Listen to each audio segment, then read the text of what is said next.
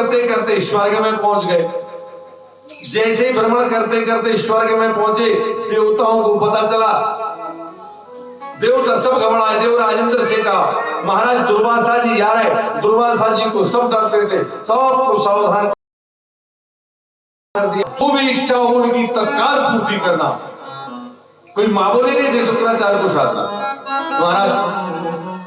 और जैसे ही दुर्वासा पहुंचे तो दुर्वासा का खूब स्वागत सत्कार किया। और जैसे ही स्वागत सत्कार हो गया, स्वागत सत्कार हुआ किया इसलिए कि जिसमें आज ही ये पलायन कर जाए, पर ये उल्टा हो गया। ये उल्टा हो गया। उल्टा क्या हुआ? बोले अब तो हम यहीं रुकेंगे।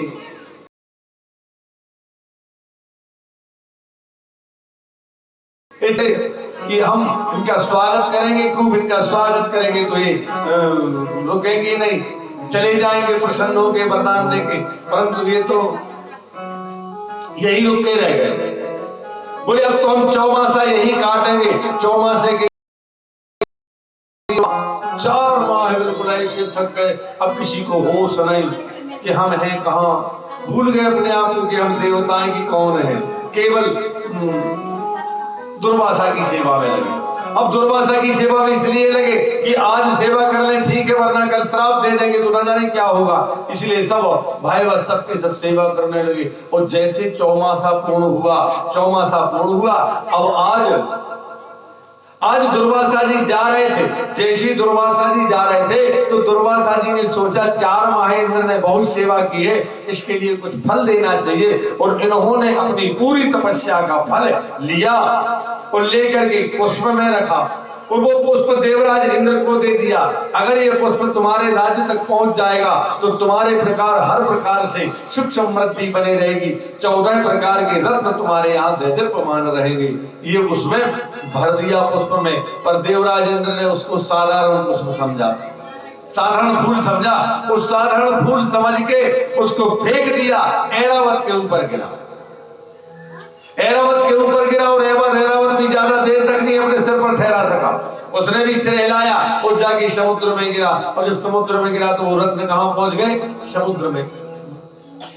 पर देखो, केवल स्पर्श होने से उसके माथे पर वो पुष्प गिर गया था। इतने में ही हमारे यहाँ सुखदेव जी महाराज ने एक बहुत अच्छा श्लोक लिखा है।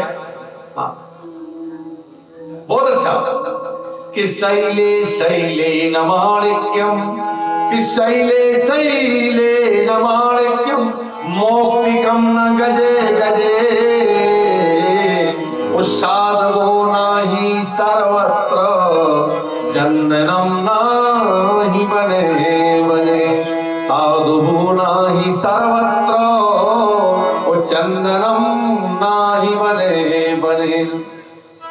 प्रत्येक पर्वत पे मणिमाणिक्य नहीं होते। जैसे पन्ना में खदान निकला, हीरा निकला तो पर्वत में। अब पन्ना में तो निकल, तुम सोचो इतने निकल आए थे कि पहाड़ों में, तो इतने के पहाड़ों में नहीं निकल, धूरा पत्थरा जरूर निकलते। पर वहां उस पर्वत में हीरे मोती जवाहरात निकलते हैं। शैले शैले नमाणिक्यम, मौक्तिकम न गजे गजे।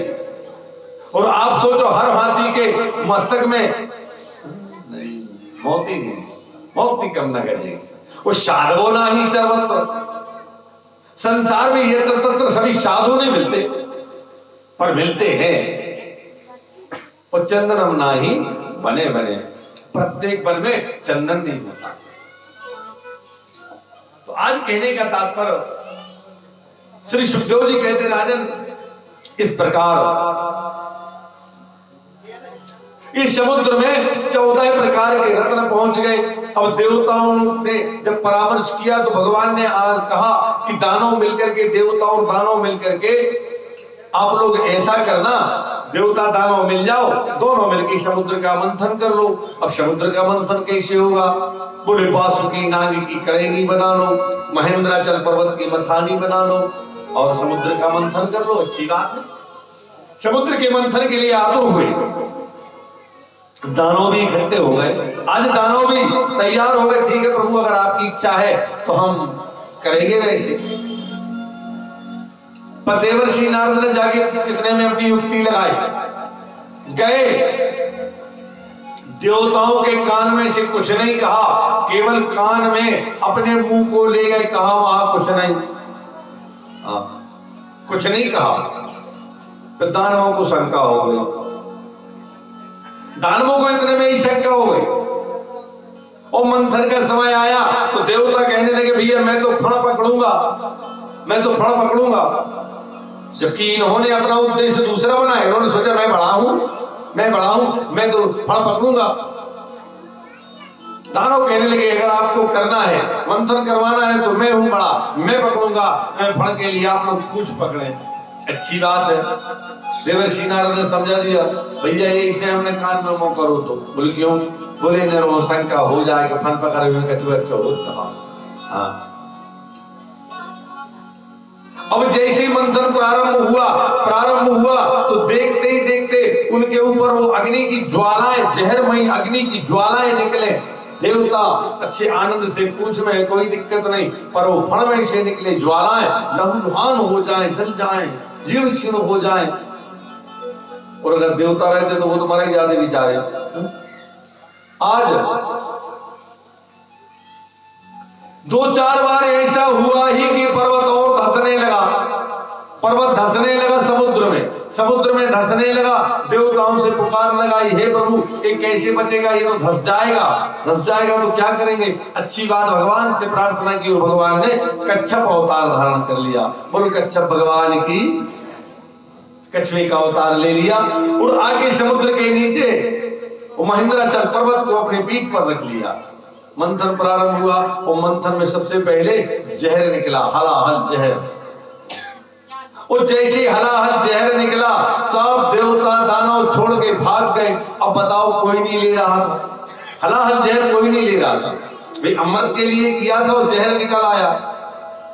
चलो जीवन की लीलाओं में देखें, हम किसी काम को करते हैं, हम कोई काम किया तो काम में अगर हम सबसे पहले फेल हो गए, बिल्कुल फेल हो गए, हमने एक एग्जाम दिया, मान लो हम पढ़ने के लिए उद्युक्त हुए या नौकरी करने के लिए जा रहे, हमने पहली बार एक एग्जाम दिया, हम फेल हो गए, उतने में हताश होकर बैठ गए तो आपको कुछ नहीं मिलेगा और बल्कि उस जहर से आप लहूलुहान और हो जाएंगे। नहीं,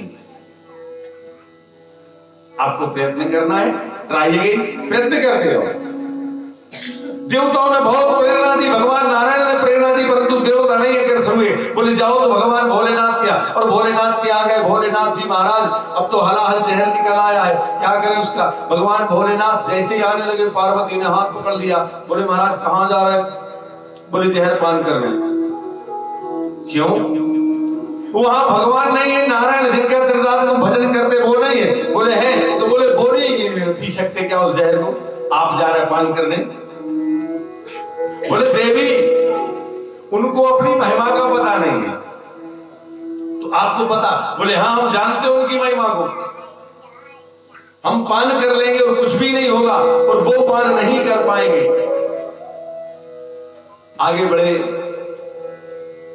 भगवान भोलेनाथ ने जाकर के जैसे अंजुली को आगे बढ़ाया, हलाहल जहर उनके अंजुली में आया, वो पान कर लिया।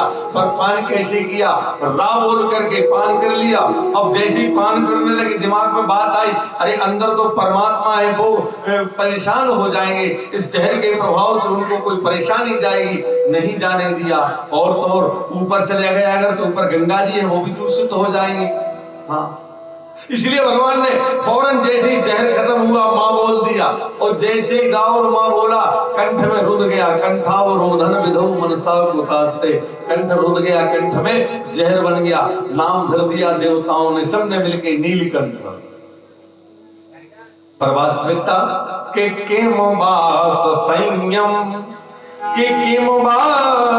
संयम न विचारणीयम, और बासा प्रधानम खलु योग्यताया, ओ पीतांबरा तद सुकौशु कन्या, उद्दिगंबरम वीक्षु विषम समुद्रा, किमु वास संयम न विचारणीयम।